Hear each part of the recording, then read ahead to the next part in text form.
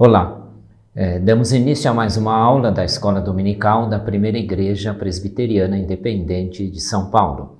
Vamos dar sequência ao nosso estudo sobre a doutrina do pecado, estudando hoje o conhecimento do pecado. O texto básico da nossa lição é os dois salmos penitenciais de Davi, o Salmo número 51 e o Salmo número 32. Vamos dar início então com uma oração.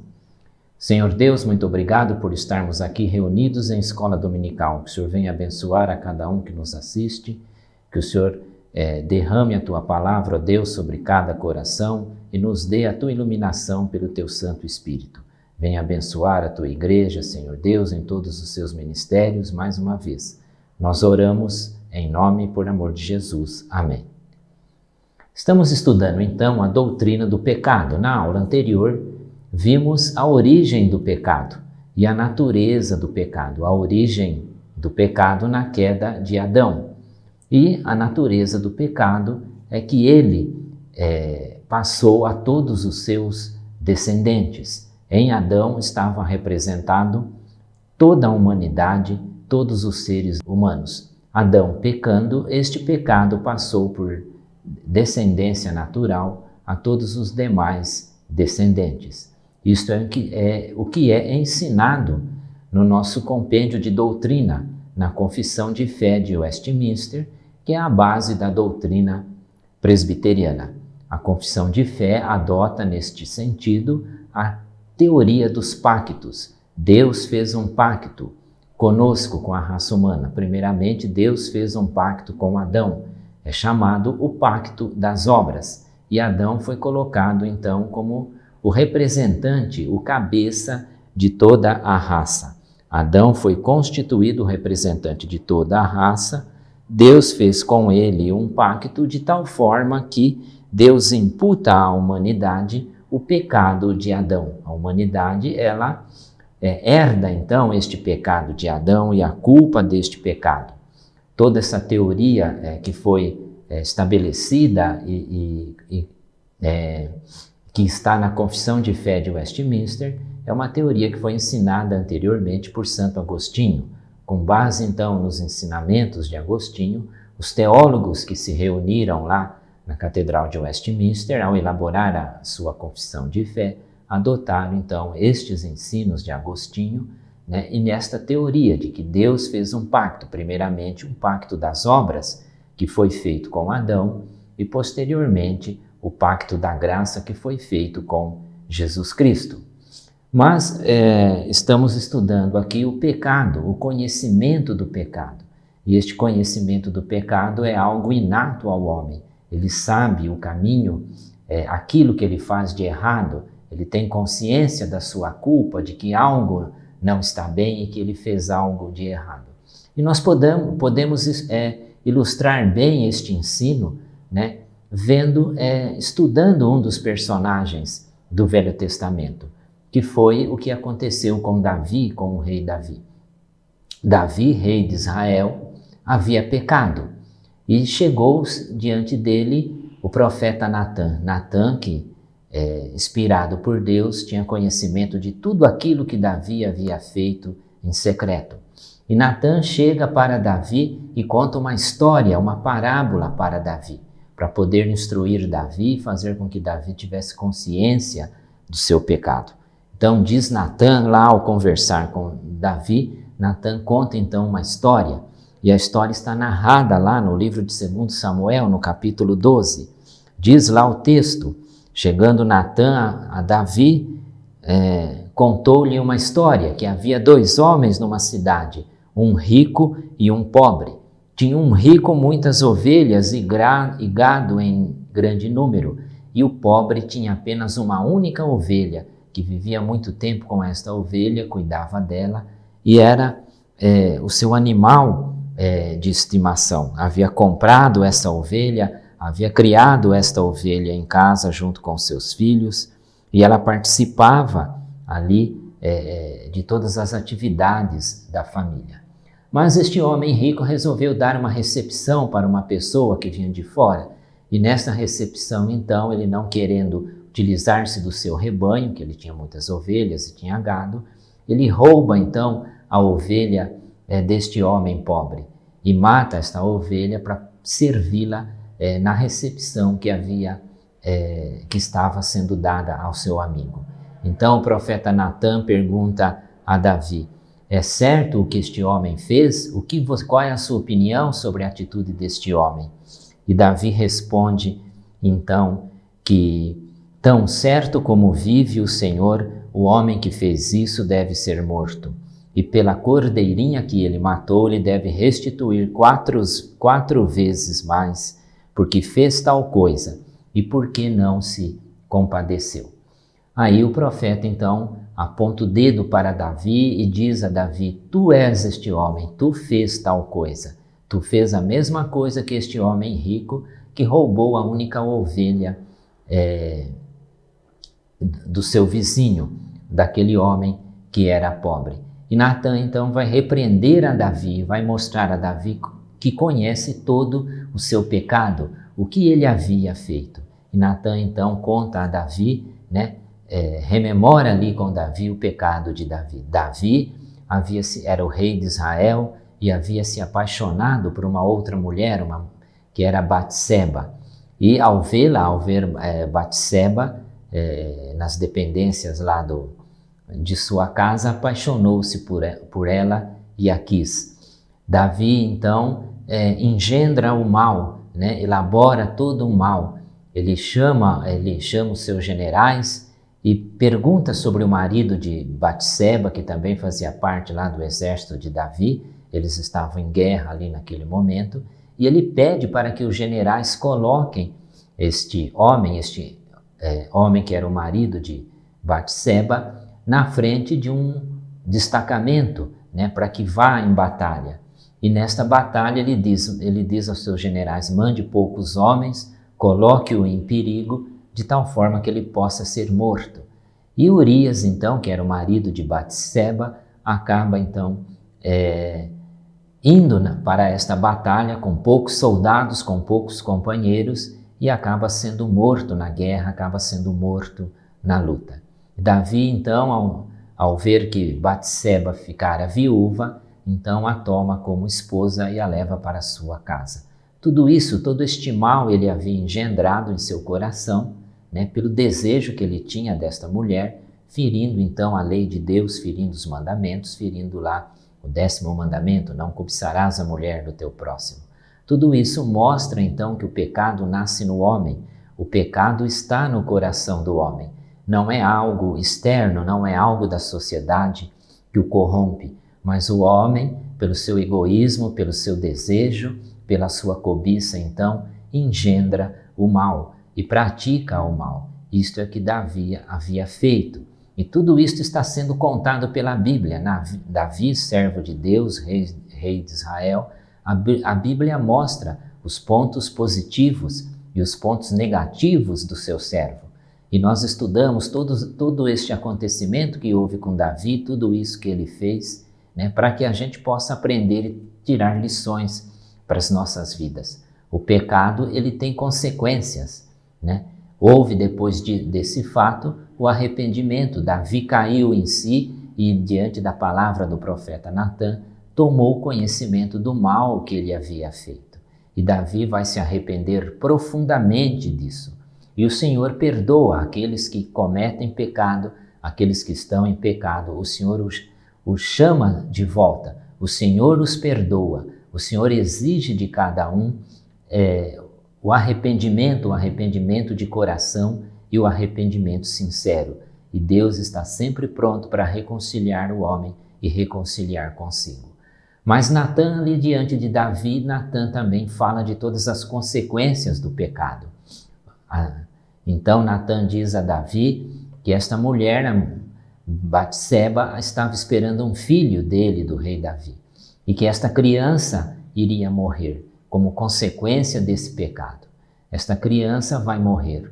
O teu reino vai se voltar contra ti e vai se dividir.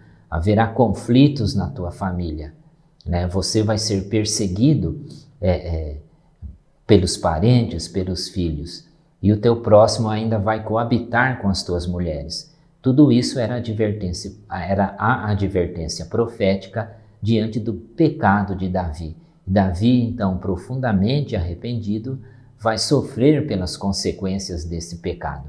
Na sequência do texto, nós vamos ver que esta criança morre, né? Davi tem um profundo luto, né, por esta criança. A criança adoece, Davi vai fazer orações pedindo a Deus para que Deus livre esta criança da doença. Davi vai jejuar no seu pedido de oração, mas Deus exerce a sua soberania. Deus disciplina a Davi pelas consequências do seu pecado. A criança morre.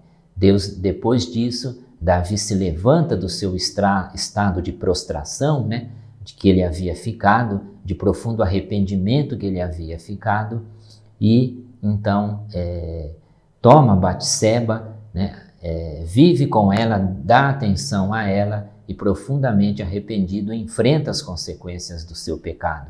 Logo a seguir vai haver dissensões na sua família, vai haver um conflito muito grande com Absalão, que era seu filho, né? Absalão vai se voltar contra o pai, contra o reino também, vai haver ali outros conflitos e outras guerras, e lá na frente ainda haveria a divisão do reino por causa de todos estes conflitos familiares. Então todo o pecado de Davi, né, está diante dele e ele sofre as consequências em profundo arrependimento. E é em arrependimento que ele volta-se para Deus. Então, Davi vai então compor o Salmo número 51, que é um salmo penitencial. E este salmo então fala do seu profundo estado de arrependimento. Pede Davi em oração a Deus, então, conforme as palavras do salmo: compadece-te de mim, ó Deus, segundo a tua benignidade e segundo a multidão das tuas misericórdias. Apaga as minhas transgressões. Lava-me completamente da minha iniquidade e purifica-me do meu pecado. Pois eu conheço as minhas transgressões, o meu pecado está sempre diante de mim. Pequei contra ti somente, e fiz o que é mal perante os teus olhos, de maneira que serás tido por justo no teu falar e puro no teu julgar. Este salmo, então, é o salmo que relembra todo este conflito que Davi teve em consequência do seu pecado com Batseba. E também o salmo número 32, né, diz o autor deste salmo: bem-aventurado aquele cuja iniquidade é perdoada, cujo pecado é coberto. Bem-aventurado o homem a quem o Senhor não atribui iniquidade, em cujo espírito não há dolo. Enquanto calei os meus pecados, envelheceram os meus ossos, pelos meus constantes gemidos todo o dia, porque a tua mão pesava dia e noite sobre mim, e o meu vigor se tornou em sequidão de estio. Confessei-te o meu pecado, e a minha iniquidade não mais ocultei. Então, nós que somos servos de Deus diante do pecado, devemos confessar os nossos pecados, arrepender profundamente destes pecados e se colocar diante de Deus, porque Deus nos chama de volta, Deus nos perdoa. Deus tem sempre uma palavra da sua graça, uma palavra pronto a nos perdoar e a nos reconciliar.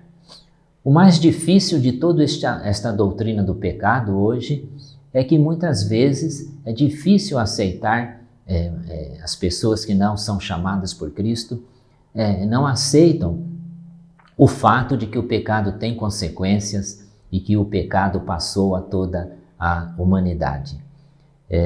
Isto gerou na história da igreja, né, um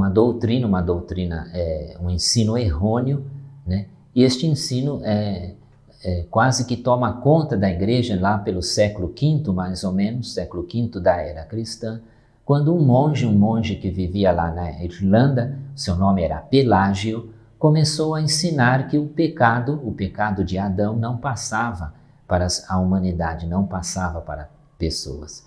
Pelágio, então, era este monge que tinha esse ensinamento falso a respeito da doutrina do pecado.